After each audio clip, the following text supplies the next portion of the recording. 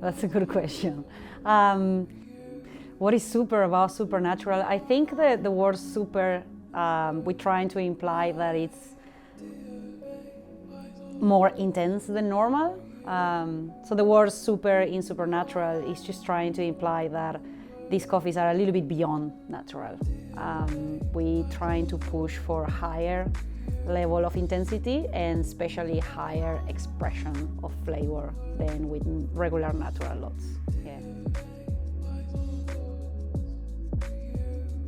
Supernatural is a name we came up with.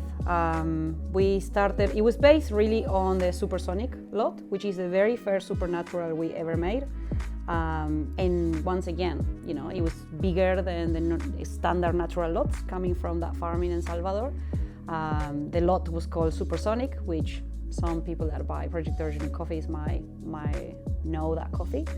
And since then, Supersonic carried the name, and it kind of rolled into the concept of doing these more intense natural lots.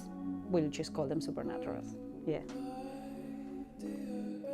So from a flavor point of view, supernatural, of course, would be higher on intensity. It would also be pushing fermentation a little bit higher, but from a processing point of view, they're also quite different as well. So natural processed coffees, usually cherries are picked and then they're dry on the cherry. And in supernatural processing, we might wrap up those cherries on the beds with a tarp or with some sort of like cover in what we like to call a burrito style processing, and allow that fermentation to kick in a little bit higher. Also, we might stack the coffee on thicker stacks. So from a processing point of view, the actions done to a supernatural lot are quite different than to a natural standard lot. Yes. Super wash and super honey. Yes, they can be done. What defines them would probably be what we need to clarify, but super honey would follow the process of a supernatural, so it'll be very thick stack, put together, maybe even cover as well, just to allow that fermentation to be stronger. Super wash, we haven't done much of them, but fermentation again would need to be pushed. The processing details of doing a super wash would make them quite close to a standard wash or a dry fermented wash. So that's why it's done a lot more rarely, because to achieve that level of intensity through the processing and allow that coffee to be super wash, a lot more rarer than with supernatural. Yeah. How do you know if a supernatural coffee is good and not just over fermented and potentially not good? I would say that we have been lucky with supernatural processing that we haven't really found something that went over the hill, but I think a lot of that has to do with quality of drying. So when I first started working with green beans, it was a lot more common to see over fermented coffees going into the rotten kind of fruit spectrum, and I have to say that in the last few years, it's a lot rarer to come across those kind of coffees, and I think it also has to do with like producers improving their processing techniques. There's a lot more communication happening between buying countries and producing countries, so I think that the drying techniques have improved a lot in the last 6 years. So it makes it rarer to see an over fermented coffee. We can see funky coffees, and we have seen funky coffees. Funky meaning more on the jackfruit, durian, kind of like slightly alcoholic flavor, but we're not talking rotten fruit over ferment. Over ferment is like, okay, down the hill now, this coffee is extremely hard to be enjoyed. So yeah, we've seen a lot less of that. We have not really seen that on supernatural processing, but I think supernatural processing was introduced in a mainstream way after carbonic maceration was introduced. So it was created in El Salvador, but the rest of the countries picked on it after CM was the thing. So I think some of the standards of the carbonic maceration process and being careful with the drying allowed us to not hit those over-fermented flavors. Are supernatural coffees rare? I don't think they are rare, and we're trying our best to not let them be rare. So we're definitely producing them in bulk from the countries where that is possible, Ethiopia being probably the biggest one in terms of volume of supernatural that we can create. But no, absolutely, we would love supernaturals to be more common. Because we just think that there are simple techniques that allow naturals to be higher intensity. Higher intensity flavors means that the coffee will be expressive for a bit longer as well. It is something that we're noticing in the supernatural processed coffees as well, that their aging process gets delayed a little bit, but that's just because expression of fruit is higher, so it's tougher to get to woodiness, for example, when you have a very flavorful coffee. Also because the drying process is done carefully, so as you have better fermentation techniques and improved drying techniques, you'll have less aging as well. And that means that the supernatural processed coffees could last longer, be more useful in a blend if the purpose of the blend is to be fruit forward.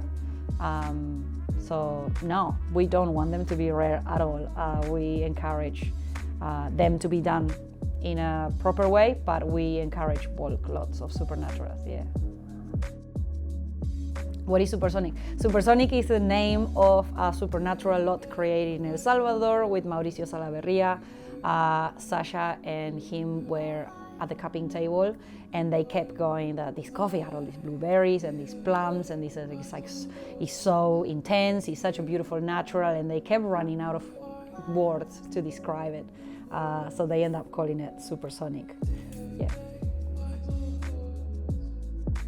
So supernatural processing, like I mentioned before, it was created in El Salvador originally, just like having this more intense natural process, but it was probably mainstream from Ethiopia. So that's the first country where it was done in bulk repetitively to create lots that had consistency across the years. The supernaturals from Ethiopia have names that are in Amharic, which is the language that they speak there. So each one of those lots has a meaning, which we can share. Like we usually share the meaning of those names, but you have like coffees like Neburi, for example, which Neburi means tiger. So you can already picture that a coffee called like that has a lot of like brown and yellow and orange notes, like the colors of a tiger. But then we have coffees like Abeba, for example, which means flower. So it's a very floral, supernatural lot. So yeah, we use different names, and then every year when we replicate those profiles, we give the name again. So anybody that bought a lot called Supersonic from El Salvador, then they can expect the same flavor profile the year after, and same happens with the Ethiopian lots and all other countries. Yeah, supernatural process can be done in most countries. We do it in a lot of countries, but I think the main key element is the drying of it. So if the country has issues with humidity, it's a lot harder to produce supernatural coffees there, but that doesn't mean it's impossible. So even in some countries where humidity is a challenge, we are working on how to tackle that and to see what the possible solutions are. Maybe some people that buy Project Origin coffees for a few years might remember from India. We used to have this supernatural style coffee called Deep Purple, but that coffee is very challenging because the drying conditions of India can be a little bit unstable. So some years it gets done and it's very successful, and some years it's a bit harder to achieve the flavor profile that we're looking for. But we're working with India as an origin on how to improve the drying, so then we can have these kind of coffees with added value being produced there as well. What do we do if a supernatural coffee tastes bad? If it's terribly, terribly bad, we probably talk to the producer about offloading that coffee to the local market, but the price of the coffee still gets paid to the producer, so they don't lose the income that they would have made. Like I said before, it has rarely happened with the improvement of drying techniques. So lucky for us and for the producers, we haven't seen many supernatural coffees failing at the cupping table. Advice on roasting supernatural coffees. One of the roasters we work with said to me once, treat them like a natural, but they behave like a wash. I don't know if that helps anyone. I don't necessarily roast coffee, but what I have seen in the experience of selling this coffee to many roasters is that you can get many expressions out of supernaturals. So by regulating the roast, you can either push the fruit to be quite forward and push that body, but mute that acid. But also you can, if you approach it in a much lighter way, you can get a lot more clarity and you can get those flavors to be quite defined. Usually acid is high on supernaturals, but it's kind of like muddled with all these flavors, right? But like approaching the roast differently would give you a very elevated experience as well. So there's definitely a lot of coffee to have fun with.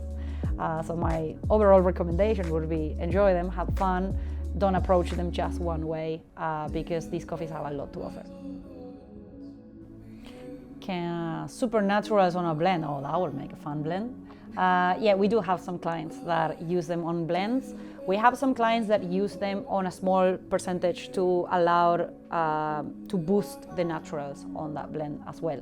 And in some cases, we have heard of some roasters using supernatural coffees, especially if they can vacuum seal, at a time where usually Ethiopian natural coffees start to come into a more mature age.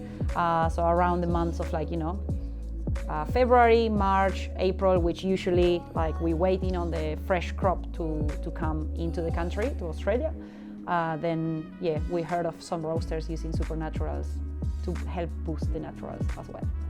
But maybe I should also say that to include supernaturals on blends, something that we're working towards is to continue to systematize the processing to make these coffees as accessible as possible to roasters. So if you have been following Project Urgent for a few years, the prices of these coffees have actually dropped in the last few years.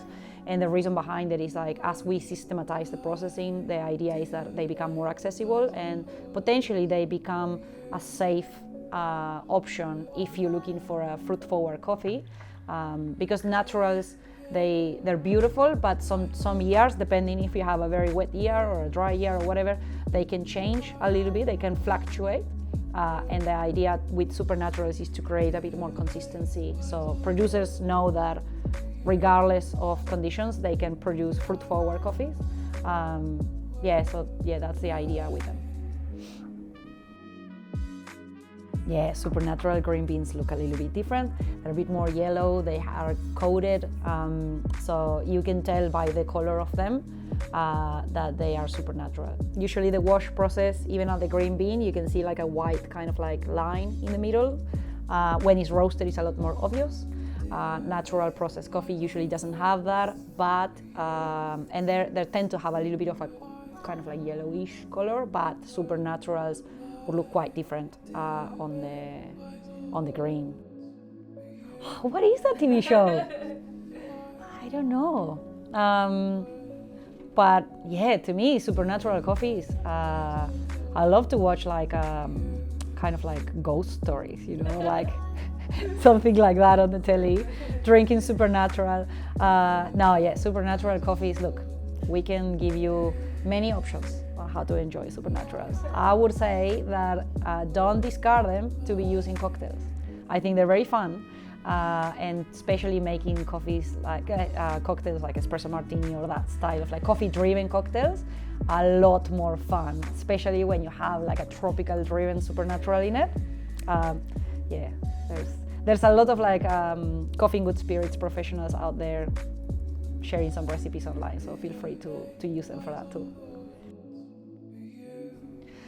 A supernaturals flight is my dream, and I think it might be happening soon.